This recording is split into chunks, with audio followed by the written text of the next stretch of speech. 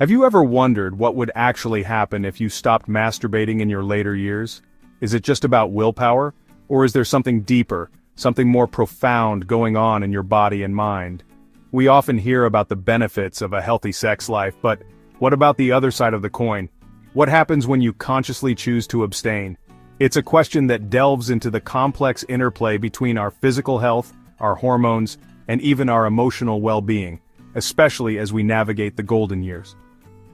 Let me tell you about Mr. Johnson, a 68-year-old retired librarian who made a life-changing decision. After his wife passed away, he found himself feeling disconnected and adrift. On a whim, after reading an obscure philosophy book, he decided to embark on a personal experiment, to abstain from masturbation for a few months, and see what would happen. He wasn't expecting much, maybe a little more free time, but what he discovered completely blindsided him, transforming his mental clarity, his energy levels, and his relationships in ways he never thought possible. His story is not just fascinating, it's a gateway to understanding some surprising physiological and psychological shifts that can occur. We're going to explore the science, the anecdotes, and the real-world implications of this choice. Before we dive into Mr. Johnson's incredible journey and the 3 surprising effects he experienced, make sure to hit that subscribe button for more unique health insights from System Booster. Trust me, you won't want to miss what's coming up. The first thing Mr. Johnson noticed, about 3 weeks into his experiment, was a subtle but undeniable shift in his mind. It started one morning while he was doing the crossword puzzle, a daily ritual he'd cherished for decades. Usually he'd get stuck on a few clues, his mind feeling a bit foggy, a common frustration he'd chalked up to getting older. But on this particular day, the answers just flowed. Words he hadn't thought of in years sprang to the forefront of his mind. The puzzle was complete in record time, leaving him staring at the filled grid, a sense of sharp, clear-headed satisfaction washing over him. This newfound mental acuity wasn't a one-off event. He started devouring books again, not just skimming them but truly absorbing the information. He found himself remembering small details from conversations, recalling names and dates with an ease that had eluded him for years. It was as if a persistent low-level static in his brain had been turned off, allowing the signal to come through with crystal clarity. He felt more present, more engaged in the world around him, and less distracted by the fleeting compulsive thoughts that had often pulled his focus away. So, what's the potential neurological reason for this? While direct research on this specific topic in older adults is still emerging, we can look at the brain's reward system. The act of masturbation, like other pleasurable activities, triggers a release of dopamine. This creates a powerful feedback loop. When this cycle is constant, some theories suggest it can lead to a sort of dopamine fatigue or desensitization, where the brain requires more and more stimulation to feel the same level of reward, potentially dulling our focus on less immediately gratifying tasks, like reading or complex problem solving. By abstaining, Mr. Johnson was essentially giving his dopamine receptors a break, allowing them to reset and become more sensitive again. This process, often called dopamine detoxing, can lead to a state where everyday activities provide a greater sense of satisfaction and engagement. The mental energy that was previously channeled into seeking that quick dopamine hit is now freed up and can be redirected. It's like closing down all the unnecessary apps running in the background of your computer. Suddenly, the main program runs faster and more efficiently. For Mr. Johnson, this meant his brain was no longer chasing a recurring intense stimulus. Instead, it was recalibrating, finding reward and focus in the nuances of his daily life. The mental fog lifted not because of some magic pill, but because he had fundamentally altered a long-standing neurological habit. He was, in essence, reclaiming his cognitive resources, and the effect on his concentration and memory was nothing short of remarkable. He even started learning Italian, something he'd put off for years, feeling he was too old to learn a new language.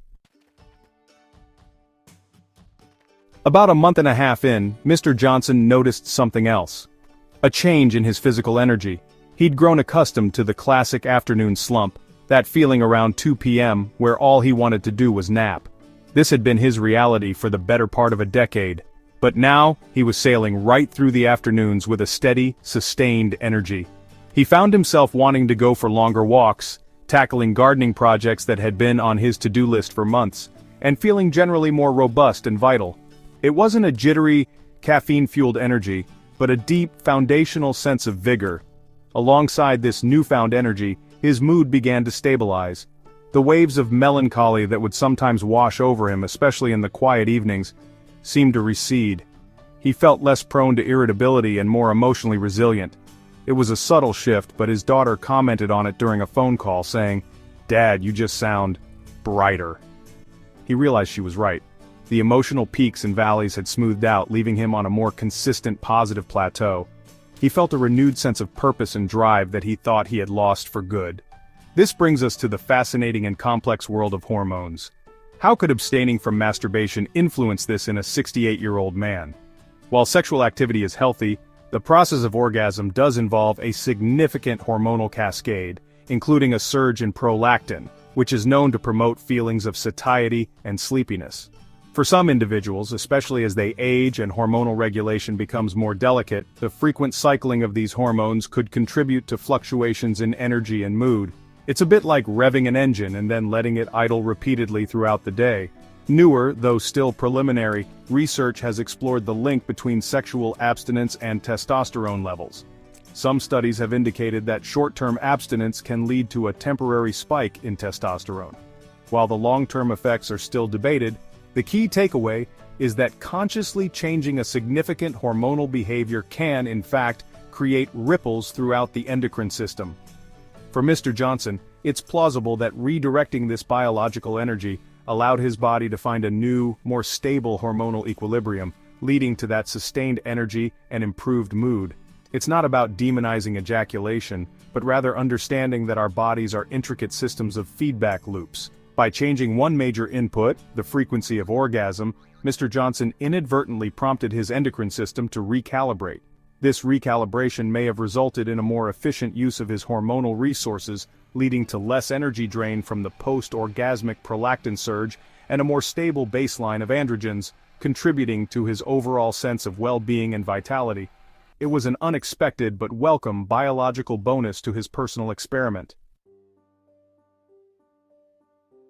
Perhaps the most profound change for Mr. Johnson wasn't mental or physical, but emotional. As the weeks turned into months, he noticed a shift in his interactions with others. Conversations with his neighbors went from polite pleasantries about the weather to genuine discussions about their lives and families. He started calling his daughter not out of obligation, but out of a sincere desire to hear about her day, to listen, and to connect. He found himself more patient, more empathetic, and far more present in his relationships. He recalled a specific moment at his weekly chess club. He was playing against a friend he'd known for years, but their interactions were usually limited to the game. This time, however, his friend seemed troubled.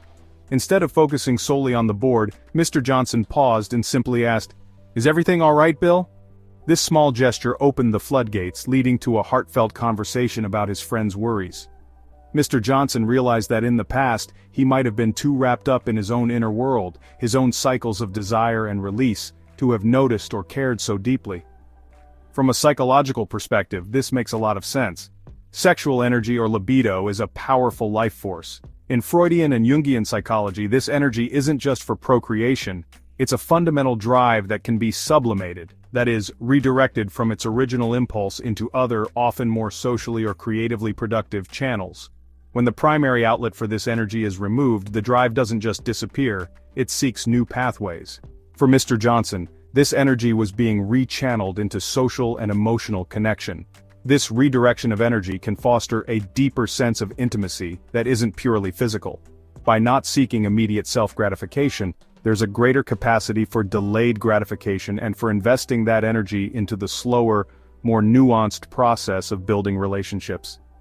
It can increase our sensitivity to the emotional states of others because our own internal emotional landscape is less dominated by a single powerful drive.